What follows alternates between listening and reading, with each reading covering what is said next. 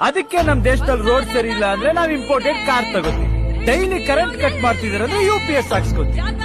Road ಅಲ್ಲಿ ಹೆಣ್ಮಕ್ಳು rape ಮಾಡ್ತಿದಾರೆ ಅಂದ್ರೆ ನಮ್ಮನೆ ಹೆಣ್ಮಕ್ಳು ಸೇಫ್ ಆಗಿರ್ಬೇಕು ಅಂತ ಅವಳು ಕರಾಟೆ ಕಲಿಸ್ತೀವಿ. ಎಲ್ಲದಕ್ಕೂ ಒಂದು ಆಲ್ಟರ್ನೇಟ್ ಹುಡ್ಕೊಂಡ್ಬಿಟ್ಟಿದೀವಿ ನಾವು.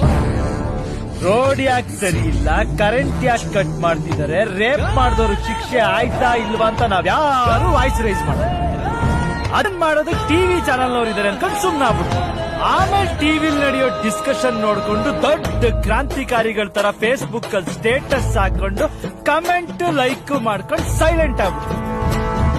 ನಮ್ ಬೇಸಿಕ್ ಪ್ರಾಬ್ಲಮ್ ಏನು ಗೊತ್ತಾ, ನಮ್ಗೆಲ್ಲದಕ್ಕೂ ಒಬ್ಬ ಲೀಡರ್ ಬೇಕು. ಯಾವನಾದ್ರೂ ಇನ್ನೊಬ್ಬ ಮುಂದೆ ಹೋಗ್ಲಿ ನಾವ್ ವೇಟ್ ಮಾಡ್ತಿರ್ತೀವಿ. ನಮ್ಮಂತ ಯೂತ್ ಮೋಟಿವೇಟ್ ಮಾಡೋದಕ್ಕೆ 70 ವರ್ಷದ ಅಣ್ಣ ಹಜಾರನೆ ಬರ್ಬೇಕು, ಅವಾಗ್ಲೇ ನಾವ್ ಎದ್ದೇಳೋದು. ಅದು temporary. TV IPL world cup ಬಂದ್ರೆ ಹಂಗೆ ತಂಡ ಆಗ್ಬಿಡ್ತೀವಿ.